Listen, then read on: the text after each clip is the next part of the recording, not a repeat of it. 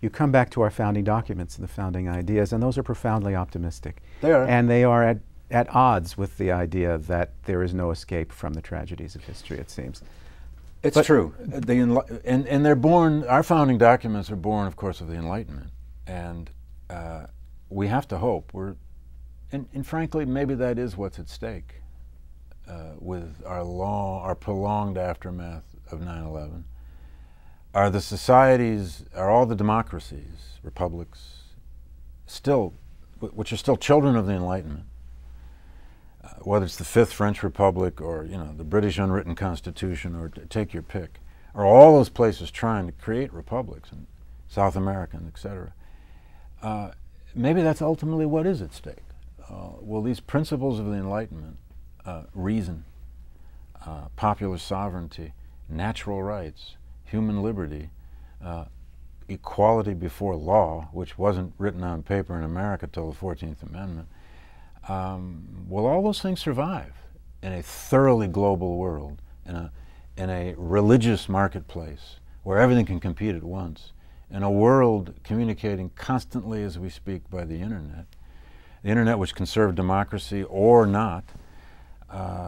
Will the Enlightenment principles and Enlightenment institutions actually survive in this cacophonous global world? That may be the ultimate biggest question we'll be asking about this. Which does bring us back to a point that we discussed earlier, which has to do with the values that stand out as targets, in some sense, for an attack like that of 9/11.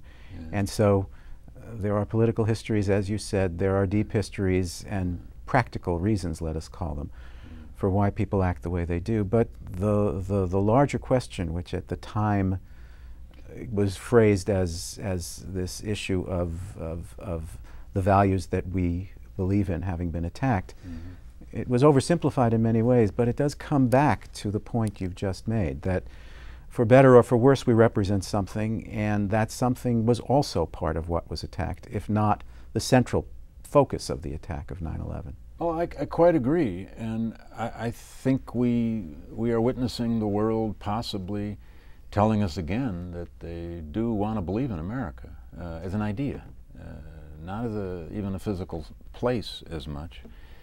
And America is an idea. It's there in the preamble of the Declaration of Independence. It's in Jefferson's 4 first principles, whether we say he got them from John Locke or Algernon Sidney or wherever he got them. And they're there again in the 14th Amendment. We live in the land of the 14th Amendment. We live in the land of the Bill of Rights. And without that, there's no United States. I mean, if one thinks about, in the longest term, if you think about this thing called the United States, 230 some odd years old, a surviving republic throughout modern history, born of the age of revolution, destroyed in civil war, recreated again in a civil rights revolution, it really wouldn't exist without at least part of the genius of that Constitution and the first 10 amendments. It's the umbrella under which, and it is the values in that umbrella, if we can think of it that way, that we're being attacked by an ideology that says we're too free, we're too feminist, we're too equal, etc., etc. So yeah, we have to be prepared to stand up and say these are universal values. These are American values and they're universal values. But isn't that the rub, Cliff? At 9/11 Museum, or any way we think about that event as a turning point, how much of that is an American story and how much of it is a human story for the whole world? The world's Enlightenment values were attacked that day, not just ours. You've posed the question that we will continue to contemplate for years ahead now. Okay. I'd like to thank David Blight of Yale University for speaking with us today. On behalf of the National September 11th Memorial Museum, I'm Clifford Shannon.